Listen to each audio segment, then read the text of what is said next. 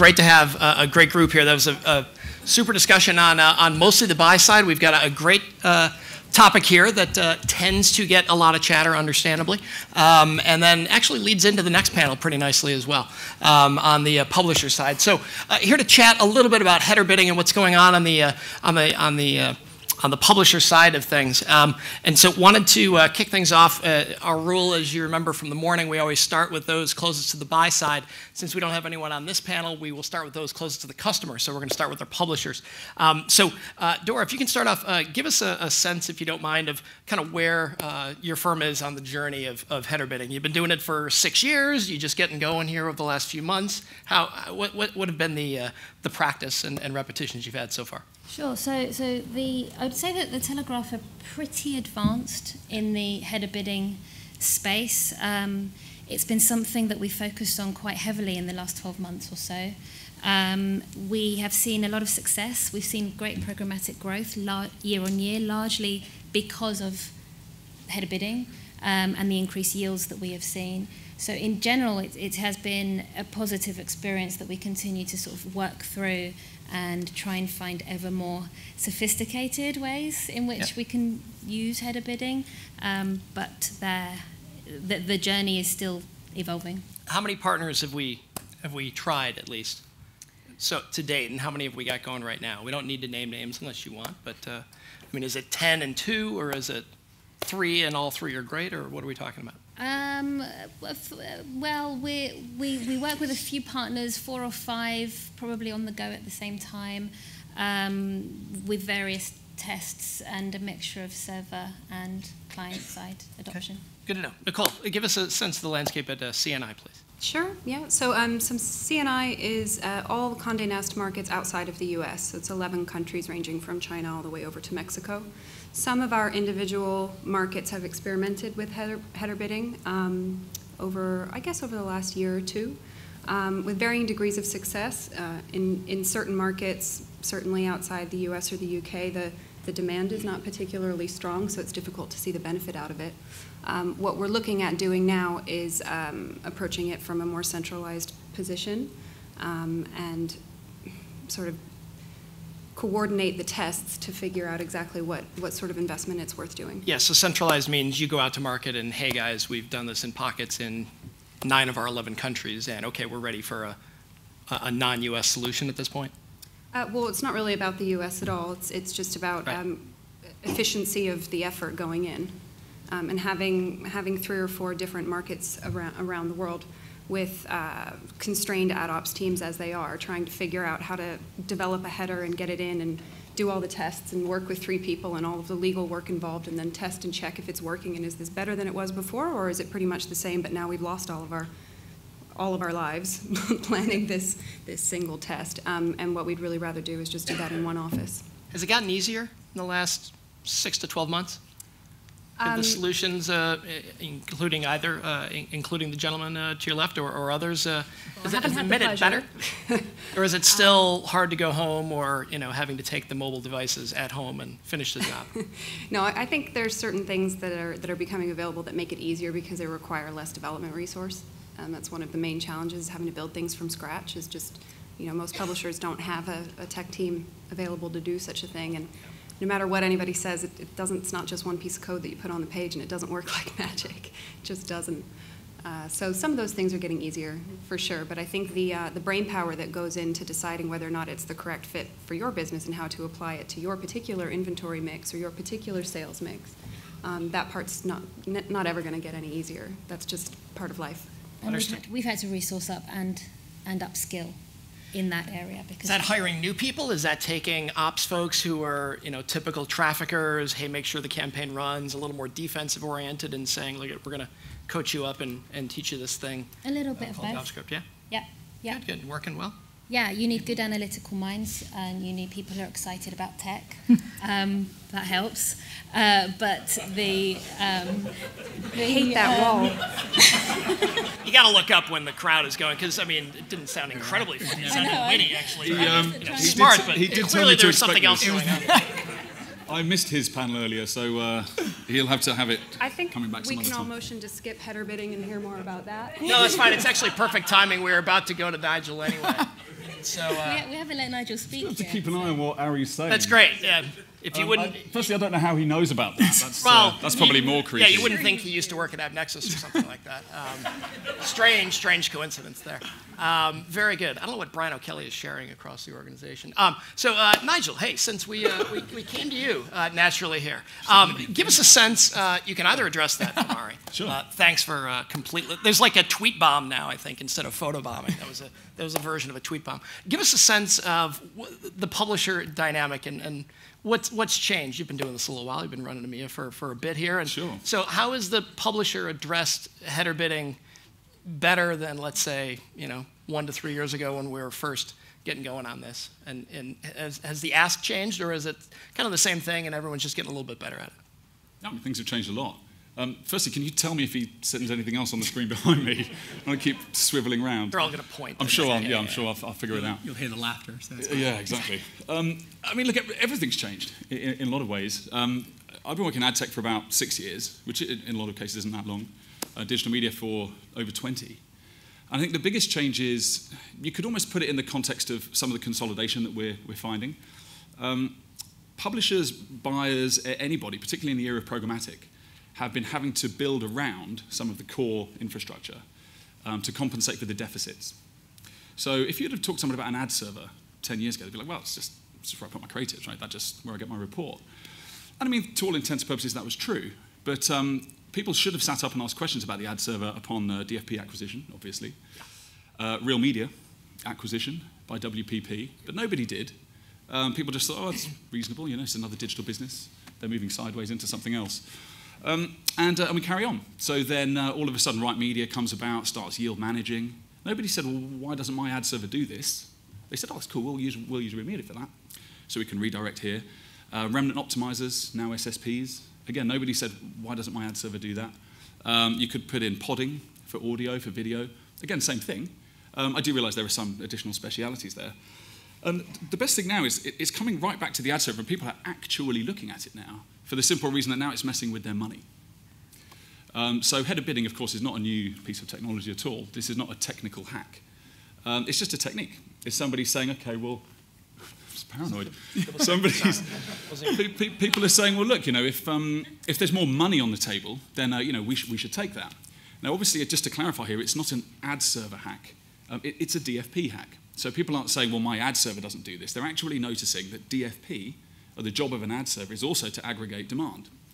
And it's not really acceptable. I don't know how many publishers are here, but I certainly used to work on the sell side. I wouldn't find it particularly acceptable if I thought there was money on the table, and lo and behold, I can implement a piece of magic code on the page, you'd say? It's always magic, and it's always one magically, line. Right, and magically, I make 30% more money, or whatever the number is. So I would clearly sit up and start asking some questions, not just about what other opportunities would exist, but why is that the case? Where was the obfuscation coming from? Why was all of the demand not in there? The best way to describe what header bidding is today, even though, of course, we support it very strongly, of course, and we're behind the most used code globally for header bidding, is to trick DFP. That's its purpose. That's what it's there for. It tricks DFP into thinking there's another auction. The setup is to just mirror your ad server setup. You're tricking DFP. And also getting as early a look as possible that one company maybe has had an 80%. That's right, and to give the publisher more control, to give them some insight into the bids that are coming through. Again, pretty useful. Yeah. When I was selling media at publisher side, one of the most important things is, well, what's the competition on these placements? Who's it coming from? That's generally not available in DFP either. So again, header bidding helps a lot with that. We're big advocates, as you can imagine. So what was the need to bridge with Andrew, who's coming up on the next panel here, and the good folks at Index? What was the need to combine forces there a little bit and have a joint wrapper with them? Well, just kind of bringing a little more force against the. Well, that's something Andrew discussed with my CEO. So you're probably better off asking him that question. I wasn't in the meeting, so I can give you the PR-based answer to that. But the best way to think about it is standardization of approach. Yeah. Just like anything, we've learned very, very quickly in ad tech over the last 6 to 10 years, if everybody tries to do something differently, it's over for all of us. And so the best thing to do is to collaborate on the things that are commodities, like a bidder, or header bidding code. Generally, these are commodities now, ad server. And for everyone to build it in the same way, the features and the people. the pricing, I guess, is where the differentiation seems to come in now. So let's turn to video, obviously, and kudos on the full RTL partnership there. Always good. Wanted to just check and see, make sure we're not just talking about a display and mobile web only world here, and what are some of the either differences or changes given the supply and demand landscape in video. The follow-up question will be about television, so be ready for that one as well. Okay. Well, I would say there's definitely a subset of publishers on the video side where header bidding is a relevant solution. Specifically, I mean, touching on the DFP thing, the way DFP handles video, specifically with video fallback, is extremely problematic. So header bidding helps solve some of those problems on top of the other kind of issues that that it solves. That said, when you're looking at it from a broadcast perspective, or kind of CTV and all these other environments, it actually isn't particularly relevant in those environments today. Now, maybe at some point down the road, I'm not going to make any kind of vast predictions, but the way the broadcasters sell their inventory, the way that they manage their supply, the complexities of podding and things like that with regards to kind of clash management in that type of environment, the solution doesn't necessarily fit their needs. But when we're talking about kind of short form video, it's definitely it's a great solution. People have seen benefits from it. When you said vast predictions, that wasn't a pun, right? That wasn't a pun. I'm not that bright. Sorry. Sorry, it's the dorky acronym. So, I mean, when it comes to television, I mean, do you see a world where, as linear television becomes fully addressable, we're maybe 40% or so in Western Europe and the U.S. today. When that gets closer to 80, 90, do you see a place for these types of solutions inserted with 15s and 30s? So I've got somewhat of a biased answer in the fact that specifically we built an ad server to avoid the need for these different for a header bidding solution. So we would like to think that down the road, as perhaps the linear and addressable TV would start to adopt some of this, the ad server would actually do what it's supposed to do.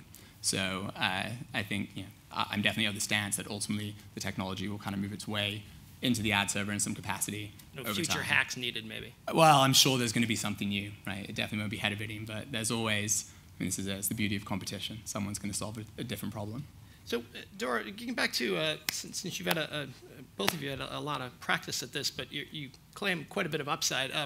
Curious, again, we don't need specific numbers, but directional sense publicly would be great. There isn't a lot of research on how much revenue is being generated through header bidding, since a lot of it was generated over the last few years, as you guys know, with open auction folks kind of moving up the food chain and getting an earlier look. The publishers we work with, about 75 times we've optimized some header bidding, and it's about 20% of their overall revenue. Was a lot of that lift because there was quite a bit in the open auction, and holy cow, when we can move that up at similar priority, that was a big win, or it was pitting one header bidding solution against the other, or something else that caused the nice yield boost for you? Yeah, well, it definitely did address the yield degradation and being able to have conversations about what the benefit of that being in the header would bring to the demand side is definitely, I guess, accelerated the conversation. So any publisher will tell you that they're trying to increase yield, right? And so private marketplace is one way, more broadly header bidding is another. But in the end, and I kind of addressing what Nigel talked about, we as a publisher, I think it's safe to say we want two things, which is firstly to run as far as possible a unified auction across all of our supply and all of our demand. But secondly, we do want greater transparency and greater control. And so the technology, we will use the technology that brings us as close as possible to those two things. And that's when I talked about the evolution of our, I guess, header bidding journey. Yep. How easy is it to get control or at least visibility on the demand? Because, I mean, we've all heard the SSP pitch since about 2006 or so in terms of we've got the best unique demand and totally makes sense directionally, but does header bidding simplify that for you guys, or I'm seeing, it was a slightly weighted question. Not really, right? You'd have to put your reports in multiple places now and then stitch them together, and they've got different records and different labeling. So it makes not worth it, or just it's so hard that we can't see the upside right now? Well, again, it depends on how you've set yourself up, how many partners, how your reporting runs. I think some of the newer solutions have done some work to stitch the labels. So that, one advertiser in one will appear as the same in this one and this one and this one, and that's just a really boring manual job someone's done to connect all the records. But obviously that then saves time. Everything's iterative in what we do, and I don't think it's fair to say that we didn't ask why the things were the way they were and that these were taken. It's just there wasn't really a whole lot of choice. That's a fair point. If you wanted to access the marketplace. I think this is very much a fair point. And so a couple of things. And you're right. I mean, publishers have not necessarily been in the dark, but there's resource gaps. There's also other challenges with where the revenue streams might be coming from, what the relationship looks like with agencies. But certainly something to try to avoid with header is not to go back another 5 years and just repeat the process, because the sharp cookies among you may notice that actually there's a lot of the same players that were doing the job before, aggregating demand, now providing it in a different part of the publisher stack in order to solve a different problem. So what we can't do is go back to this, oh, well, I'm not getting the right ad, or my yield isn't this, or, I don't necessarily know who this demand partner is. If you don't know who they are and you don't trust them, don't put them in. Exactly the same as before. Nothing's changed. Let's not lose 3 years, 4 years, chasing our tails in the exact same conversation again. The demand needs to be aggregated in a unified place. In markets like the UK, where there is an enormous amount of open auction, of course, if you go to markets where their DFP doesn't have a strong foothold, like France, for example, lo and behold, header bidding isn't particularly big. Or if you go to markets where there isn't an enormous amount of open auction, like Germany, header bidding isn't particularly big. It may not get big because it's just there to trick DFP and assimilate all of the demand in a unified yield. So UK and US, hotbeds for the header, as they should be. Everyone should be doing it. But we can't go back around again into this situation where we say, I don't know what's going on. Right? If you're not getting enough transparency, switch partners. If you haven't got the right kind of information, find someone who'll just pass things through. But even in these markets that you just mentioned, where maybe it's not gaining a foothold, it doesn't stop everybody talking about it all the time, and generating so much. What is that, fear, FOMO? Is that what the kids say? That oh, well, we have to have it because somebody's talking about it so much. All I hear about is header bidding, and I'm under pressure to generate more revenue, so the only thing I haven't tried yet is that. I've already bought my DMP. Yeah. Look how much we've gotten out of that. Look at all these private auctions I'm doing. Well, I mean, so again, it's a lot. It goes back to the due diligence on procurement. It's due diligence on the partners you work with, the people you sell to, what you charge for it, how you package it, how you message it. You still have to run your own business. Yep. You can't just plug it in and expect it to be magic. So we do some repping for inventory as well, and we find if the sales and ops teams aren't in sync, we'll learn that a third of our inventory is suddenly gone because some dude in ops, decided to cut 4 header bidding deals and not tell everyone, but run around and say, I got 8% lift this week, and be all excited. You both have, I didn't know how sarcastic on PMPs you were being. You both have a pretty decent PMP business, right? Yeah.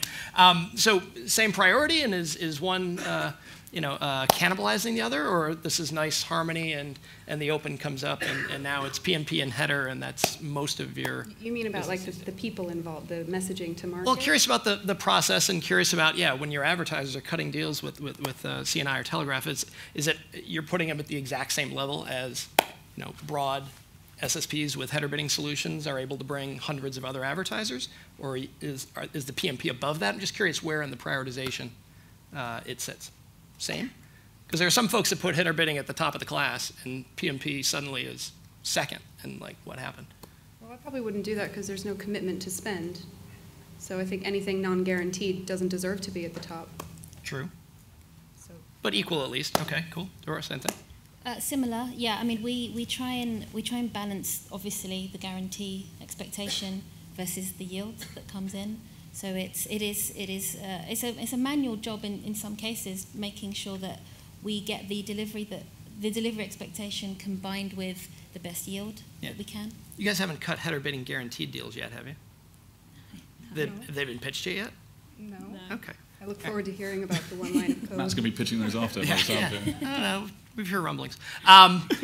Curious, gentlemen, about the competitive landscape and differentiating, because Nigel, as you nicely said, we've seen the same replay where there's an ops person who will throw 17 different ad networks against the wall and run it over a spreadsheet for 16 years, and then cut to the same ops person testing 9 open auction SSPs and running dashboards and exporting into a spreadsheet and then kind of trying to manage.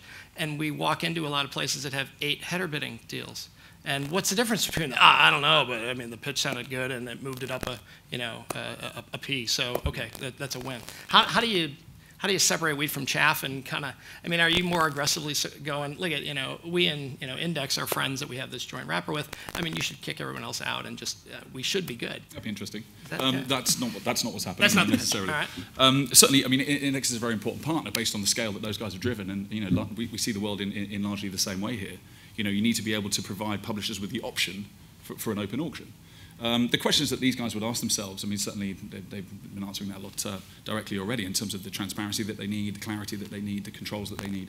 I think the demand partners that you integrate is critical, of course, and that hasn't really changed much since before. When you would integrate demand partners through your SSP, or they would do that for you, you've got to keep an eye on that. If you've got a managed solution, make sure that people aren't being added that you don't know about and you're not signing off on, because otherwise problems can occur that way. Which I think guarantees could be complicated, because of course that drives the wrong kind of behaviour potentially from the partner. But maybe that's something that we'll see.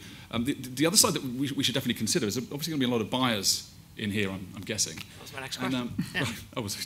I actually didn't know that, so apologies. Very nice. Well, I'll transition then for you. The buyers, I think, need to make sure that they're getting as much as they can from header bidding, because now they have a choice about path to supply.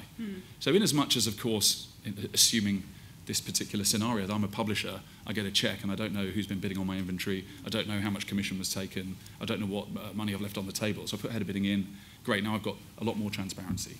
And I'm scaling it gradually to make sure that I can understand it in the right way. If I'm a buyer, working media, we just had quite a few, I missed the morning's panels, but I imagine this would have come up on the buy side. It's really important. For every pound that goes in, how much is the publisher getting?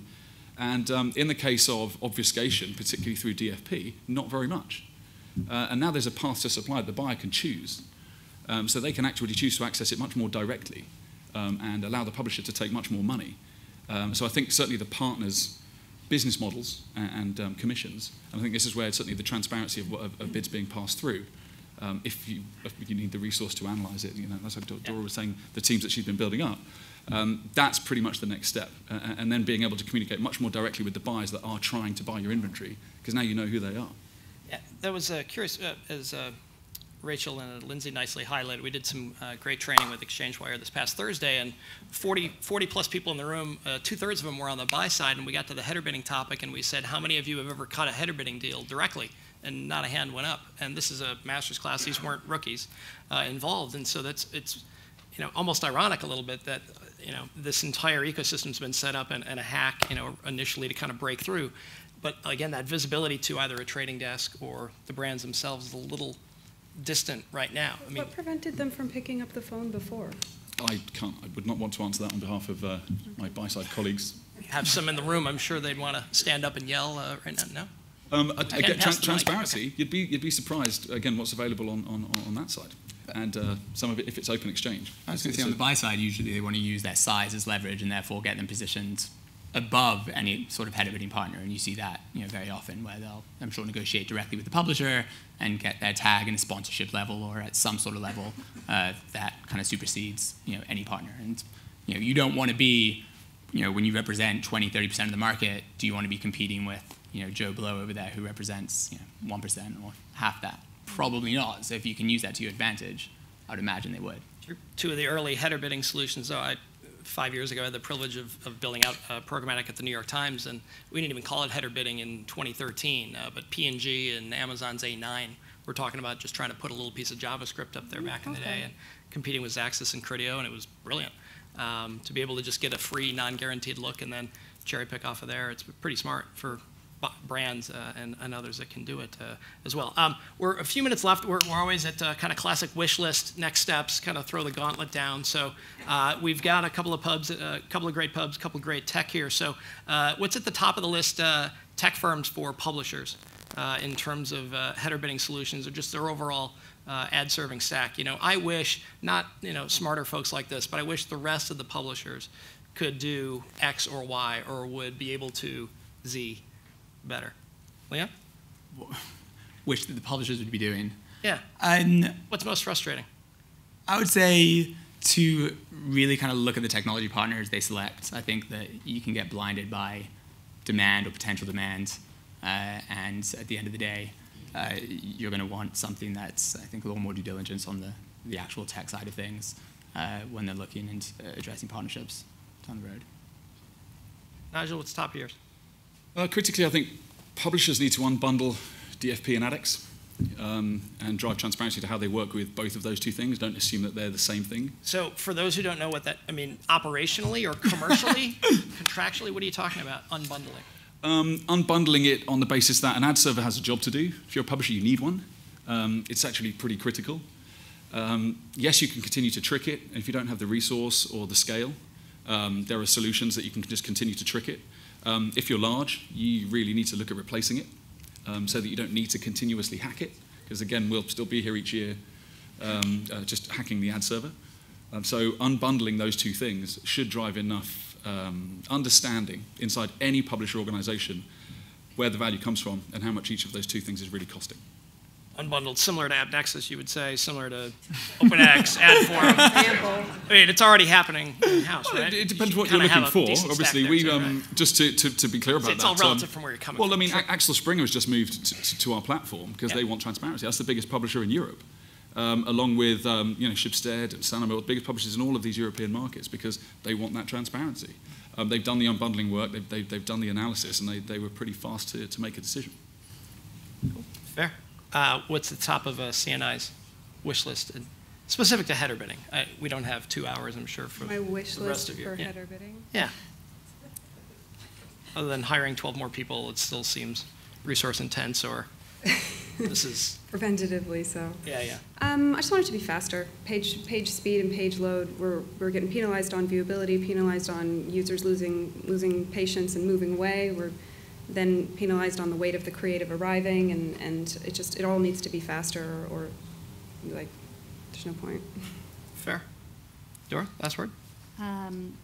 The challenge of yield and the vastness between the user and the publisher and the demand and all of that coming in between, and being more cognizant of the drops in yield as it passes through the funnel. Gap here, a little gap there. Yeah. They add up, right? Yeah. Fair. Well, it sounds like a little of this will be picked up in our next great panel as well, especially in talking about breaking up a certain company or a couple of pieces of their stack. Might be a theme in the next session. Please join me in welcoming thanking our esteemed panel.